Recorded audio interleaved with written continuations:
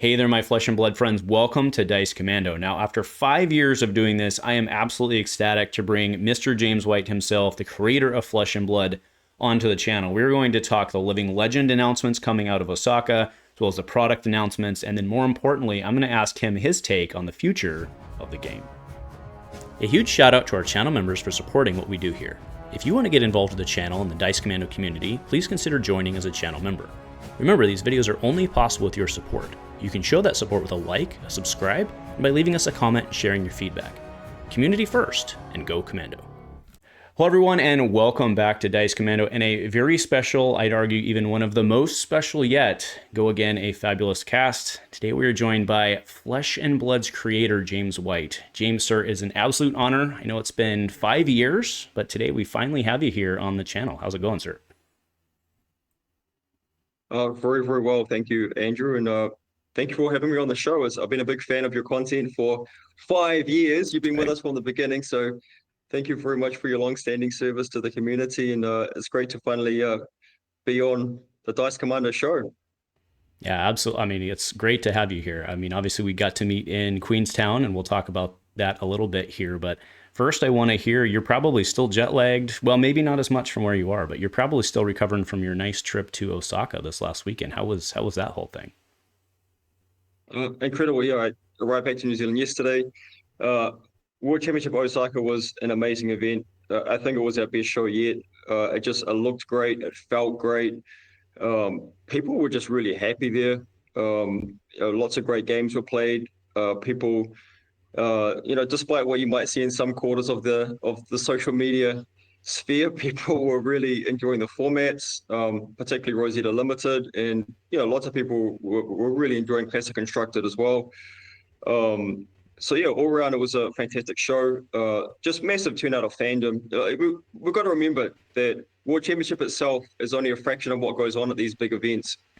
So I think there was 460 players in the World Championship itself. There was like probably pushing 1,000 other fans just there to enjoy Flesh and Blood on their own terms. And it makes me so happy to see, man, that just people are embracing the game and the world and the characters in so many different ways and just finding happiness in doing so. Yeah, absolutely. Well, so 5 years in, obviously this was not technically the fifth anniversary, but from a practical standpoint of the rollout, this was the fifth anniversary celebration weekend. So what does that mean, not only to you personally, because I'm sure that hits home a lot, but in terms of really looking forward to the next 5 years or so? What does that land for you? For me, it's always been about creating a game in a global community that can stand the test of time. I've been around this industry for a quarter of a century, and I've seen a lot of games come and go. And a number of those games I enjoyed dearly while they were around. And it's I think that the best service that we can give our fans is creating something that's enduring. And so reaching 5 years it's a nice milestone. It's a half a decade, but the goal has always been to create, a game in a global community that will celebrate, its 10th, its 15th, its 20th anniversary, and we're in great shape. Just in obviously the actual official birthday is the 11th of October, and in September this year, we achieved an all-time record for the most unique players who played an official event in the month of September. So most unique players of all time played Flesh and Blood in September, and the most overall event entries. So that's people playing more than one event during the month. So that was a really nice way to just sort of like cap off that fifth year milestone by achieving that all-time new record. And for me, that's the metric that really matters the most. It's not the ICV2 sealed sales rankings they put out every month or whatever, other market watch analytics that people put out there. Like, there's so much noise in that kind of data set.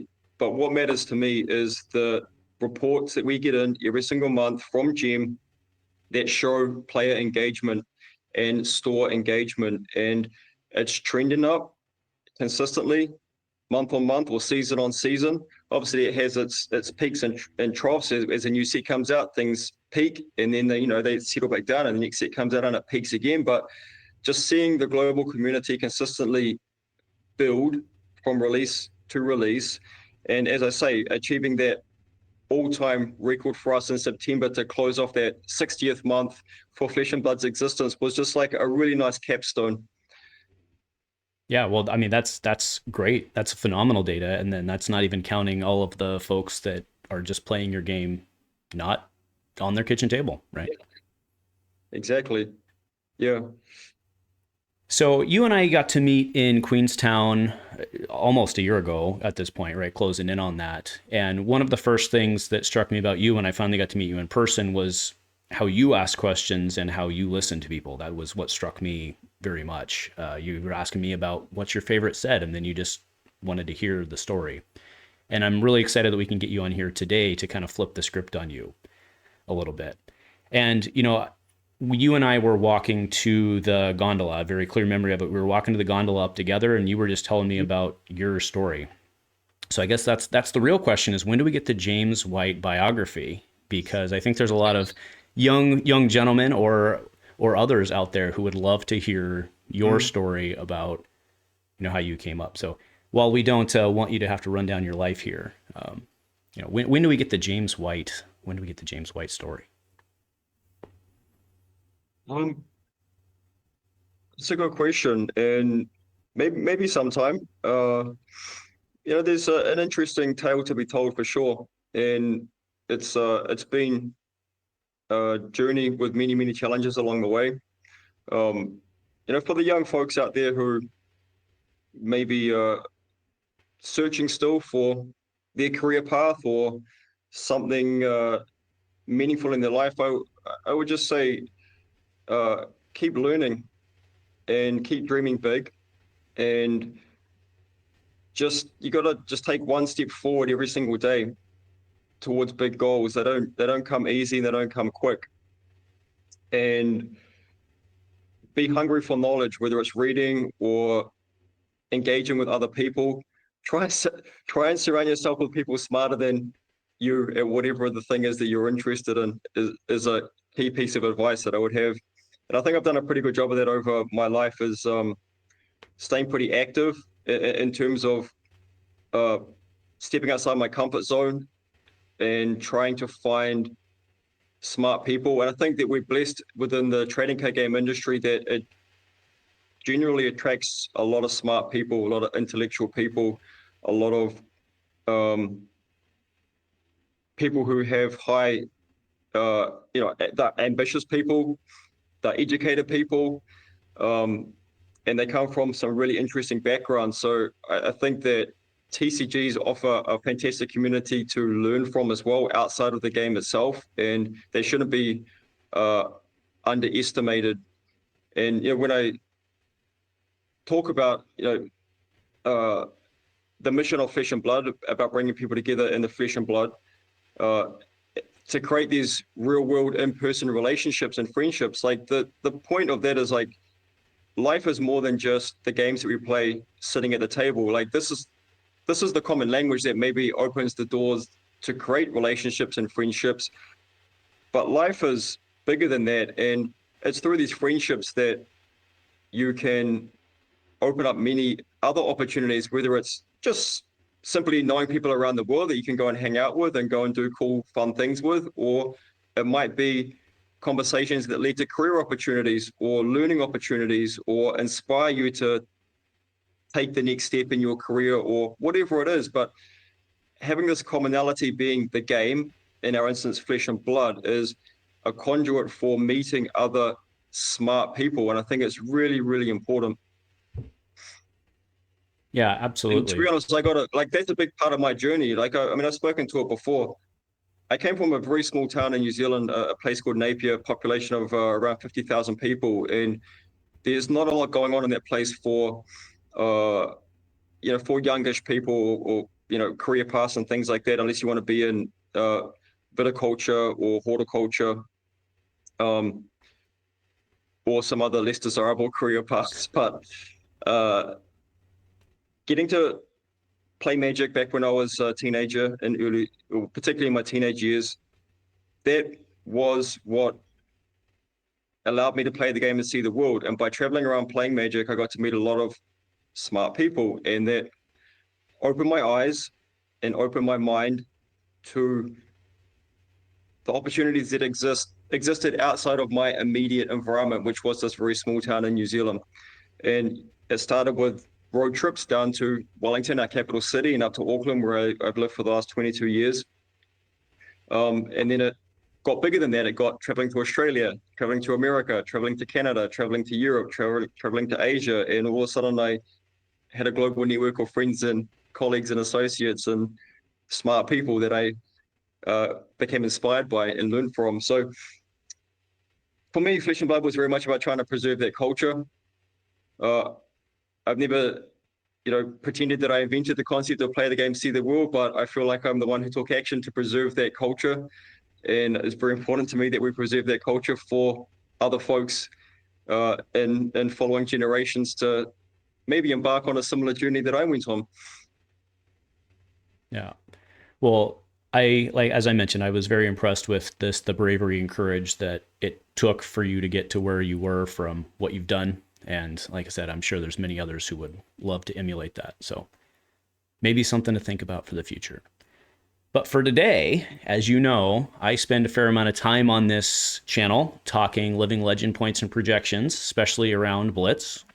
And Keynote from Osaka was kind of right up that alley. So a couple announcements were made there around the future of not just the Living Legend format, but Blitz specifically.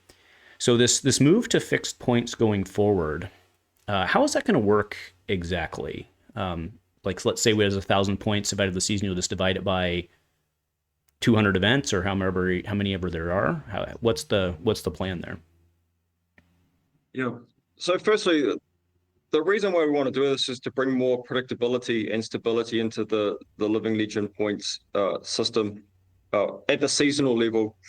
Because one of the issues that we had been encountering was just this disconnect between setting the points in quite a rigid way and then the number of events that actually run being variable. So this is a way for us to address that. And the folk who were like in charge of these two things were in separate parts of the organization as well, which just led to some undesirable outcomes, such as Skirmish Season 9. So we want to try and mitigate that and give fans more confidence in the duration that the heroes will be around for. There still will be some volatility for sure. That's just kind of the nature of the system, but at least mitigate it a little bit. How it will work is, well, let's just look at Skirmish Season 10 as an example. There will be 1,500 points put into the pot for that season, and typically Skirmish has around sort of 650 events that run. So, that's about 2.3 points per event. We're not going to have fractional points. So at the start of the season, it will simply be 1,500 points divided by the number of events rounded to the nearest whole number. So in that instance, 2 points per event. If we look at something like a ProQuest, typically there's around sort of 400-ish events. So 1,500 points divided by 400 events, 3.75, rounded up to 4 points per event. So we'll lock in that number, that whole number at the start of the season, and then that's how we'll drive the weekly leaderboard updates based on that number. I see. That makes sense. Yeah, that was my question of whether it would be kind of done at the end of the season or at the beginning. So that makes sense. So you're basing it. So if events don't fire and stuff, then there'll be a slight discrepancy in, the total number of points earned, but you'll still be able to do your weekly checks. That makes sense to me. Yeah. Yep. So I mean, the points table on the Living Legend page on our website will say there's 1,500 points for these seasonal programs, but it'll be plus or minus depending on how the rounding falls. Okay, I see. Now, so this upcoming year being 2025, you're adding a third skirmish, which I very much thank you for. I super appreciate that. And I think that really helps because one of the problems we saw in 2024, right, was the massive spikes, so to say, in the injection of points into Blitz, right? I mean, the vast majority of points are going to come across a 6-week period, obviously twice across the year, right? Yeah. So when you come, so you had talked, I think it was 2022. You had talked how you collectively believe that the minimum lifespan that you're targeting is roughly 15 to 20 months. Let's say 18 months for the purpose of discussion. That's for Classic Constructed, where you have a more level field. For something like Blitz, where you still have these spikes, what do you believe the appropriate lifespan of a hero to be? Obviously, not 2 weeks, as we've seen, right? But what do you think that reasonably is? I think that good looks like 15 months. I think that's the sweet spot. I think that there is some acceptable tolerance around that. If a hero goes in 12 months, I don't think that's bad per se, but I think that lasting a little longer than the full calendar year would be ideal. Um, but yeah, that's sort of our target. I'd say would be around 15 months, and obviously some heroes are going to stick around for years, and I think it's okay as well. I think that it's much more problematic for heroes to go too quickly than too slowly, for what it's worth. Yeah, that makes sense. I mean, you bring up the topic of bloat, right? Is that something that, it feels like in Blitz format, that's probably not an issue, but in Classic Constructed, are you overall concerned about bloat? Do you have a, kind of a target roster size?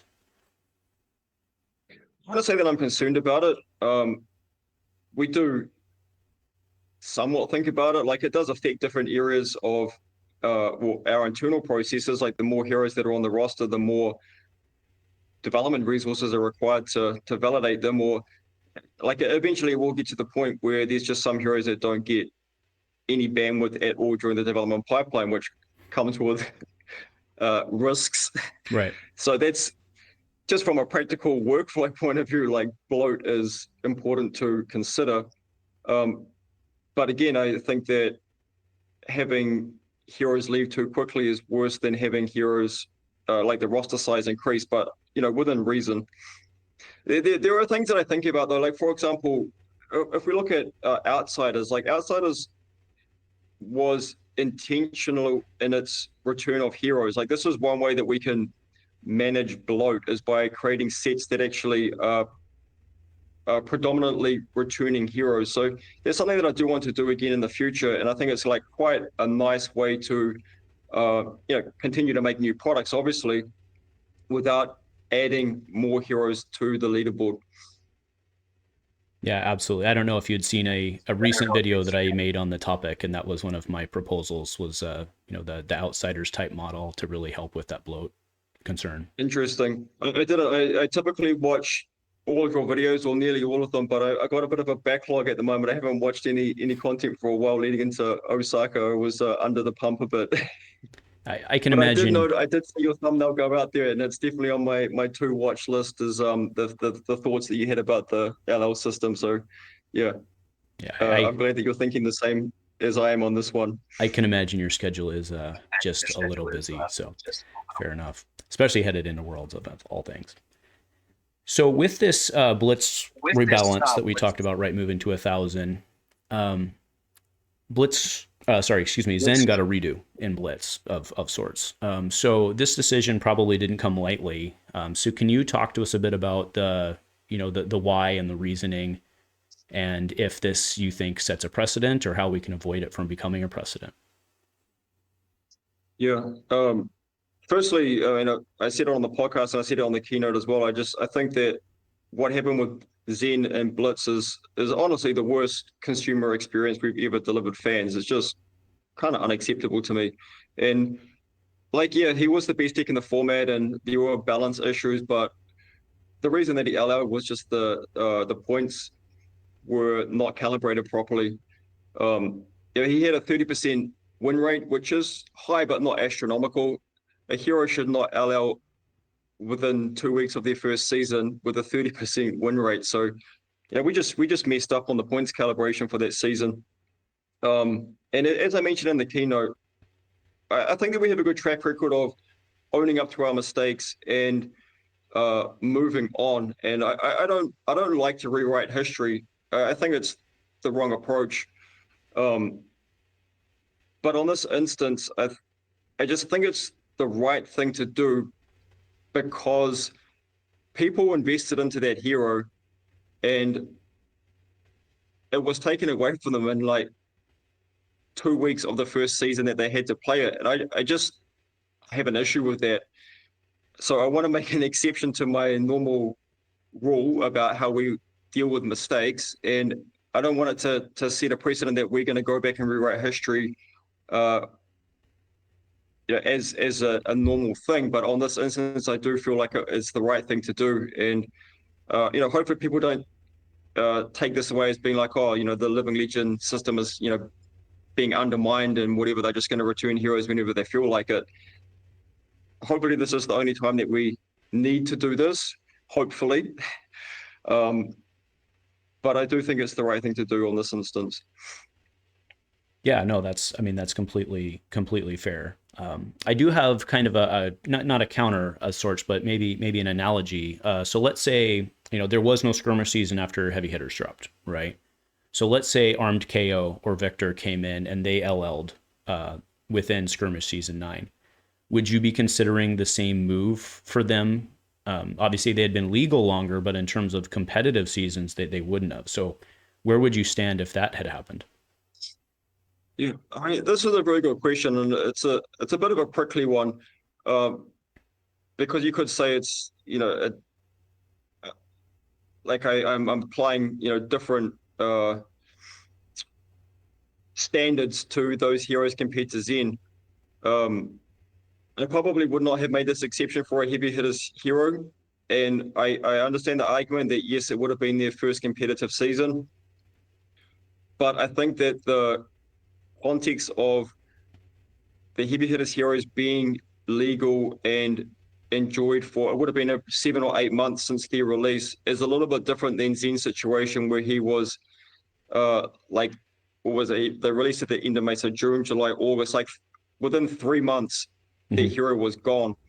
So I think the sort of like 7, 8 months versus 3 months is also important to consider alongside the fact that it was the first skirmish season for both of those pools of heroes. Okay. Yeah, absolutely. Fair enough.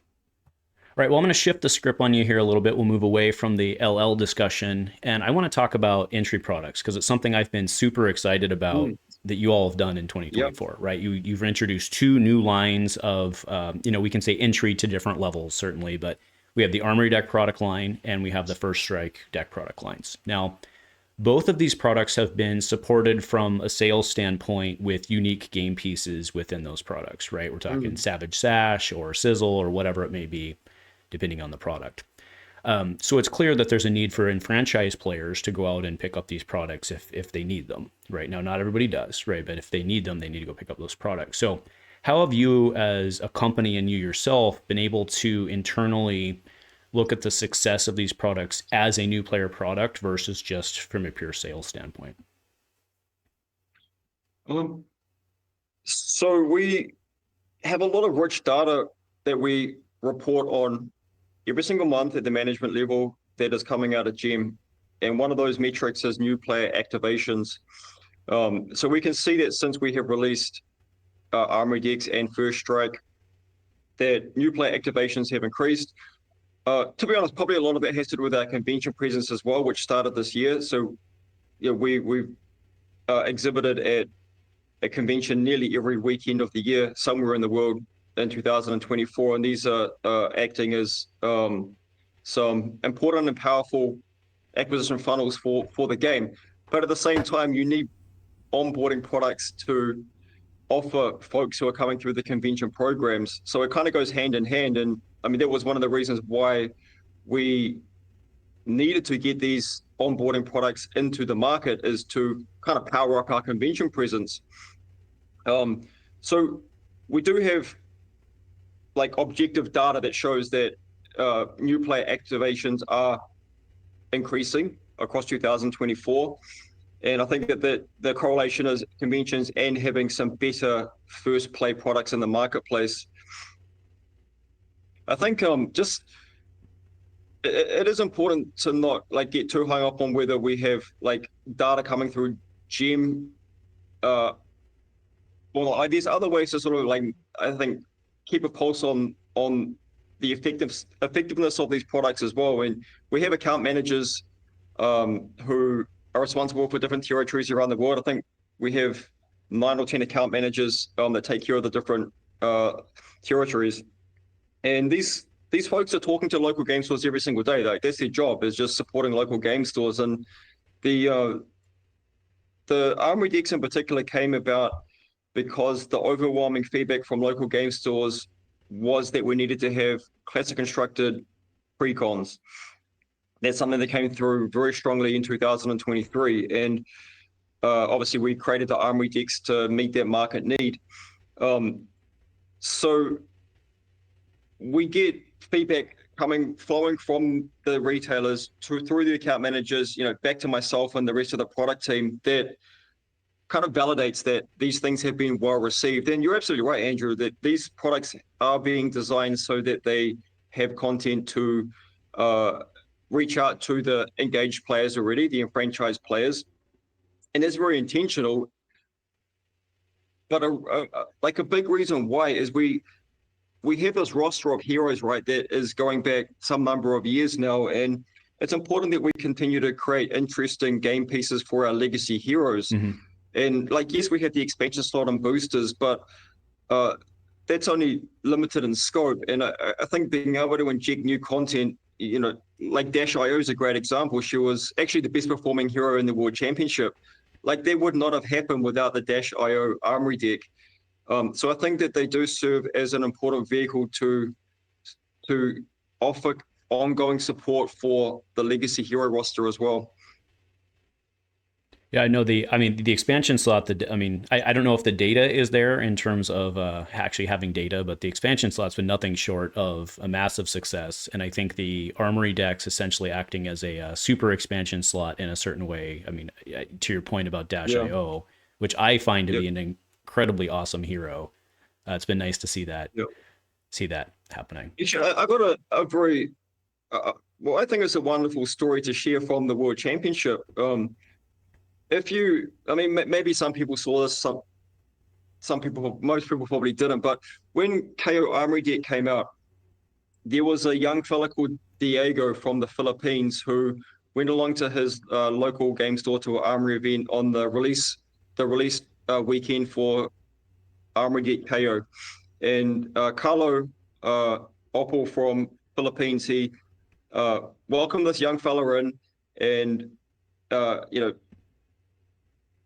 he took a photo of Diego on that evening holding his KO Armory deck, and Diego went 2-2 at that Armory event. It was his first time ever playing Flesh and Blood.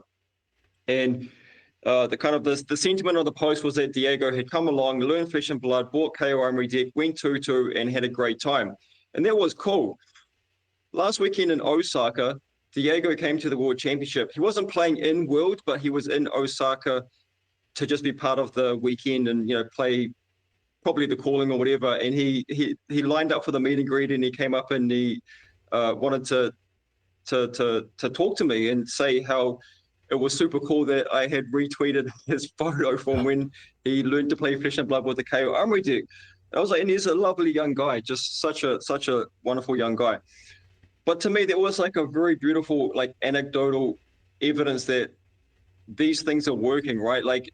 That product welcomed somebody into our community, and then they liked it so much that they went all the way to come to Osaka for the World Championship just to hang out and be part of the public events. I thought that was cool. I think that's beyond cool. There's many, as you know, you mentioned it earlier, there's thousands of people that showed up to the World Championship, myself, folks like myself included, going to play just side events at your events, right? Actually, they felt like Armory decks doing what they're supposed to do, right? Just being a great onboarding product that opens the door to the game and to the community. Yeah, ease of entry, and as I mentioned, two of those products this year that I'm a huge fan of, right? The Armory deck product was extremely asked for years for the community, and it came this year. Yep. And speaking of casual play, James, in many interviews you've done this last year, especially the keynote, you actually put a large emphasis, both literally and figuratively, on the casual side of things, right? Casual play. And as you know, it's something I very much appreciate and I look forward to. So I'm just curious, from your perspective, what do you define as casual play? Yeah, so it's a great question, and I don't think it has a simple answer. I think it has a spectrum and there's a sliding scale. I think if we want to try and simplify it, I think that there's casual competitive, and by that I mean people who like to go and play programs like Skirmish, right? Their level of, maybe for lack of a better word, like ambition in the game, or just kind of desire to engage, is more at that local level, like a Skirmish level, and they don't really care about going to the Pro Tour. They might not even care about going to the calling. But they do like to have some level of structure and framework around how they engage with Flesh and Blood. And things like Skirmish are really important for what I would call casual competitive. I think that there's another level alongside that, which is the social casual players. And these are folks who don't even care about going into the local game store. They just want to play games around the kitchen table with friends and family. And both of these types of fans are really important and make up the majority of the Flesh and Blood community. And Flesh and Blood has this reputation and perception of being a very, like, an elite competitive trading card game. And there's some truth to that. It's obviously been a big part of the roots of where we've come from. And obviously we put a huge amount of resources into the World Tour and, you know, all of the top end prize pools and whatnot. But we are very cognizant that the vast majority of Flesh and Blood fans are not elite players. They are casual players. They are armory level players. They are skirmish level players. They are kitchen table level players. And we are trying to do more to satisfy these kinds of players, to be frank. And I think, you know, you do see some, we are seeing some levels of success around this.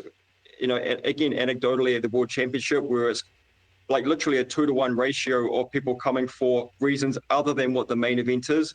Same at Pro Tours. It's been a pretty consistent ratio over the last couple of years, actually. All the Pro Tours and World Championships that we've run, it's like a 2-to-1 ratio of main eventers to people who are there for other reasons. Mm-hmm. But I think it's bigger than that. It really requires some different products. Things like Run the Table was it was a try.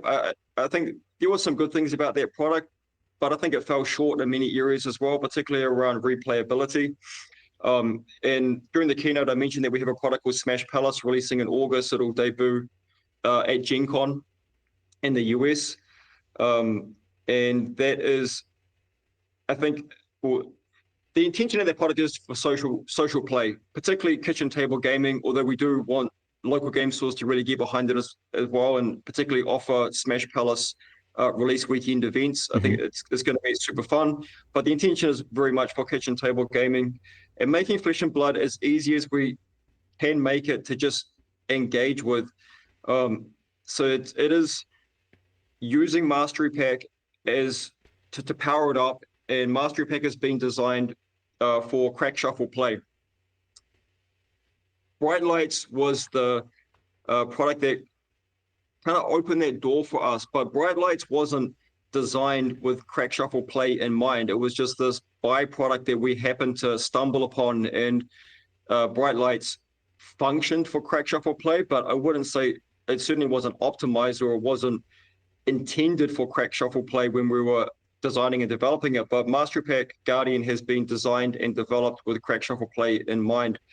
And the thing which is important about crack shuffle play, if you compare it to other limited formats, if you do a booster draft, you need to get 8 people. You need to sit down and you need to spend 30 to 45 minutes actually doing a draft. Then you need to make a deck, and you have to have all of this like preloaded information about how do you draft, how do you evaluate cards.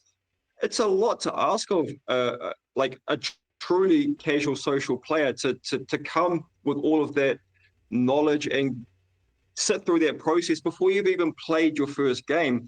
The same with Seal Deck, to be honest. You need to get 6 packs, you need to open them up, you need to make a deck, you need some kind of understanding of how to make a deck, how to evaluate cards, how to create a reasonable pitch curve, all of these things.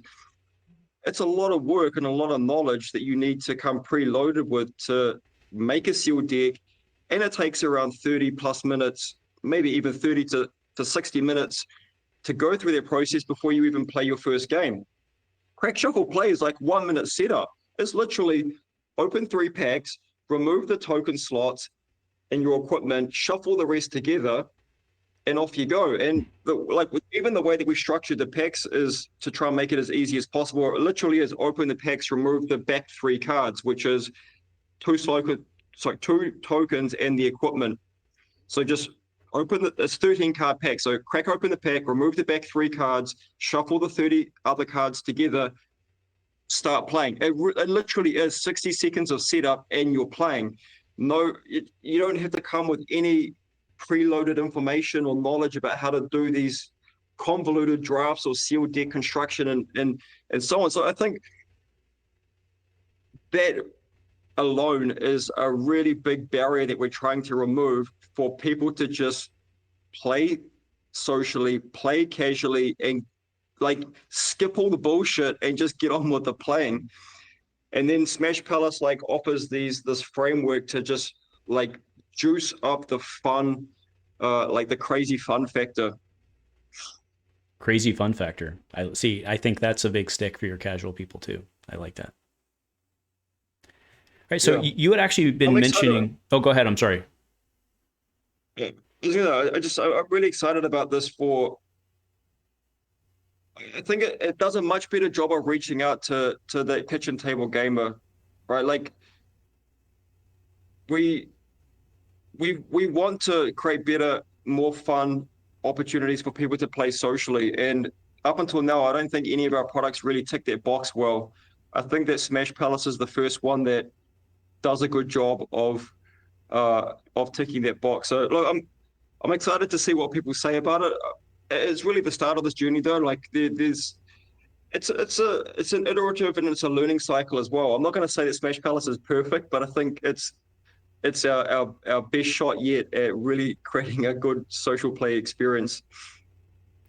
Well, that is due mid-July, right around Gen Con, I believe. So it's not that far away in the grand scheme. So I'm actually excited to see where it lands and where you go with it in the future, especially if it's a success. So you had mentioned just a bit ago about using gem data or not, right? Using other data in correlation with that to kind of figure out what's going on with casual. As your casual bait, right, there will still only be so many world champions, right? One. And there are only so many competitive players, but as your game continues to grow over the next, let's say 20 years, you should in theory see a divergence between your number of gem registered or gem active, let's say, versus your product sales. So do you have kind of an internal, I wouldn't say algorithm, but internal way of looking at that to measure players who are not within gem at all?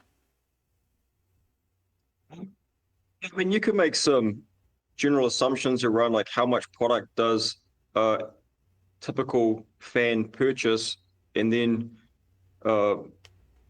compare that to how many players are registered in gem or active, and it's like the differences. That product has to be going somewhere, so the difference is maybe collectors or casual social players. But I think that there's a real opportunity to build on gem in ways that like casual social players actually want to use gem to support at home play, for example, like kind of decentralizing organized play, but in ways that aren't Swiss pairing tournaments with a top 8 cut, more like campaign based play engagement, but using gem as like the platform to facilitate that. So that's something that we're looking at and pretty excited about going forward. And then that allows us to have that point of contact with those social players and get a better sense of how many people and where folks are actually playing. Would gem have this is me not understanding the back end of the system at all, so it's an open question, but would gem have the ability, like let's say me and my buddy, we want to buy a whole box of the Guardian Mastery and we want to crack shuffle play our way through and keep track of the wins over our campaign? Would gem, I know it doesn't today, but would gem have the capability with minimal effort to convert that over so that me and you, if we wanted to keep track of our games, we could say Andrew got 8 and James got 20, right? Is that even a thing? That's the kind of thing that we're working on. So we want Gem to transition to being an app rather than a browser-based piece of software, and to build in functions like leagues that you can run at home, with you and your friends, and to be able to do pretty much exactly what you're talking about. But having some milestones that you can unlock by, uh, you know, playing weekly and achieving certain things, and reaching the milestones that are reflected in like your gem profile, for example. These things are in the pipeline, and shouldn't be too far away. And that is extremely exciting, and I have a billion more questions, but in the effort of time, I'm going to refocus us because I could go on for an hour on that one. That's super exciting, James. It's really exciting. So, talking growth and future, right? Everyone here, everyone watching, we're on board. Flesh and Blood's here for the next 20, 25 years and beyond, right? Now, in my opinion, and I don't think it's very debatable, much of the reason that the players who are so into Flesh and Blood have so much faith in your company and you is because of the culture of your company. Now, I've gone through a change in the last year myself. I went from managing a team of 60 people to managing a team of over 400. And what happened to me during that was I quickly realized I no longer was able to interact with everyone within my organization. And with you being such a linchpin of the culture of your company, I'm curious if you've been thinking about going forward, how you continue to influence the basic culture of your company when the same thing happens to you inevitably, where you've reached the point where you can no longer interact with each one of your employees on a daily basis. Well, firstly, congratulations on what sounds like a pretty big promotion. Thank you. I imagine that it was, quite a big shift for you, having to be responsible for 10x the number of people, and must have been quite a learning curve. And obviously, we're not at that scale of having hundreds of staff yet, but we're getting there. We're up to I think 75 now. So as an organization, we are sizing up, and some of the things that you highlight are definitely thinking points for us. But look, it's very kind of you to sort of, I guess, shine the spotlight on me in the way that you have around culture and how Flesh and Blood is represented in the values and the mission that we stand for and express. And yeah, sure, I am very much sort of the public face of Flesh and Blood and Legends Story Studios, and I have tried very hard to share with the fans and our retailers and our distributors, and pretty much everybody who's involved with this community and this game, what we stand for and what our mission is and what our purpose is and what our values are. And likewise, I do that internally as well. But I think it's really important to understand that there's a lot of really talented people at Legends Story Studios, and a lot of people who have a very warm heart and really do believe in what we're trying to achieve with Flesh and Blood. So I might be the very public face of it, but there's a lot of folk who stand beside me who absolutely committed and share in the mission, and really carry it with authenticity inside them. And I think it's very important that for this game, or for any game, or in fact for any company that has a goal of achieving longevity, that it becomes about more than just one person or even a small handful of people within an organization. And one of the things that I do think about, and it is a goal for me, is to really institutionalize the knowledge and the culture that exists in Legends Story Studios and around this game. Because for me, that's how we can stand the test of time, and this game will outlast the tenure of any one individual or small collection of people in in the studio. And I think that that's the greatest gift that I can give fans, is that this game does stand the test of time, and it becomes about much more than just me, or me and my co-founders, or me and the small circle of folks that maybe the public are very familiar with. Well, lasting legacy again. I think you're underselling. I very much appreciate you highlighting your employees, especially because I got to meet so many of them in person, and I have through the years. But I think you should not undersell the importance of setting that baseline culture. I mean, I'll go back to this here. I keep it here all the time, right? And you won't be able to see it because it's washed out, I'm sure, right? But it's the I know what it is. thank you for opening your doors day after day. day. Yep. So so people may come together to play great games. That's what it's all about. Yeah. I'm so pleased that you still have that. I mean, that's something that we shipped out in 2019 in the retailer welcome kits, and I think we put them in armory kits for from time to time as well. But like that's at the heart of what we do. Is we want to preserve that culture of local community, of supporting local game stores so that they can continue to open their doors day after day to play whatever game it is that people like. It's not just about Flesh and Blood. It's about creating a sustainable ecosystem so that folks can go and play Pokemon or Yu-Gi-Oh or Magic or board games or whatever it is that they like to play. But retailers need to be supported and appreciated and respected, and have publishers that don't Amazon dump or whatever it is to undermine them. Like, without the local game stores, in my view, there is no trading card game industry. So I also have that card. I keep it close at hand so that I never forget that mission. And it's important to always keep that front and center. Yeah. Well, you can see that there's many other mementos of my days you can see behind me. But well, sir, I know that you we're edging up on your next meeting, so I really appreciate your time with us today. And as we move to close this out, I'd like to turn it over to you for any questions or comments or anything you'd like to say as we close this out. I'm very grateful for your long-standing support, and you create a lot of great content. I think it's thoughtful, well-articulated, balanced content. I think that you provide fair and reasonable critique when it's deserving, and highlight some of the or many of the good things about the game and the programs in the community as well. So like I'm the kind of person, I don't expect everybody to always just focus on the good things. I think it's important that the areas for the opportunities to improve are also talked about as well.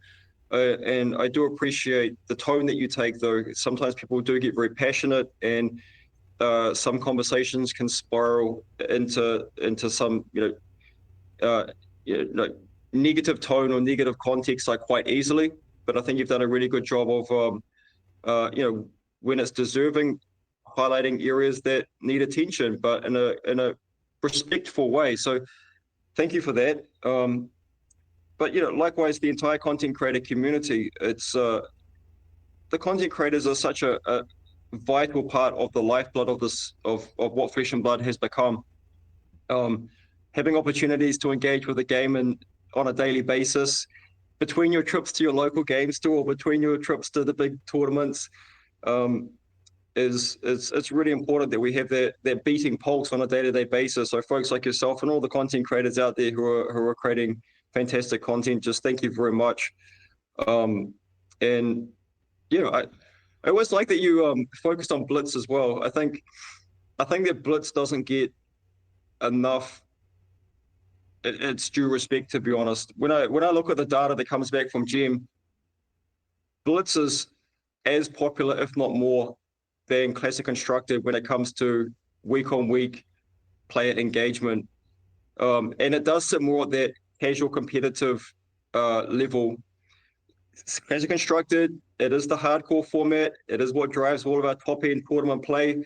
But Blitz has a very loyal following, a very passionate following, and there is huge amounts of Blitz getting played every single week across the world at the armory level.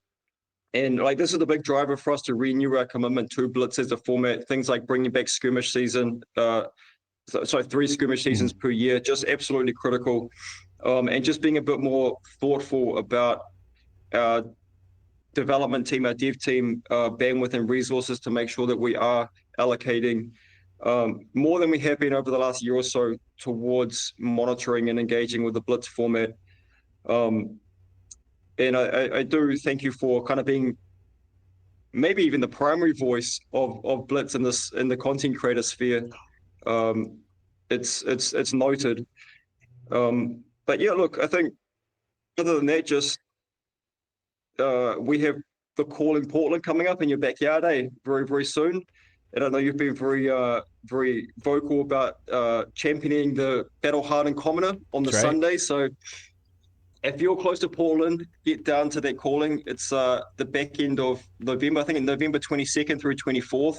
We have Classic Constructed for the calling main event, but the battle hardened commoner on Sunday is lining up to be a really big one. Might be the biggest commoner event of all time, from what I've heard. So yeah, get down to that, and yeah, just thank you for having me on the show. Oh, thank you. This is great. And to be clear, when we met in Queenstown, I asked you, I was like, how can I help your vision? And you said, keep doing Blitz. That's all you said. So we're doing it. Important. Thank you. Yeah. All right, sir. Well, I know you said you've seen the stuff before, and you know how I end the show. So I'd ask you kindly to say it with me. Go Commando. Go Commando. Thanks.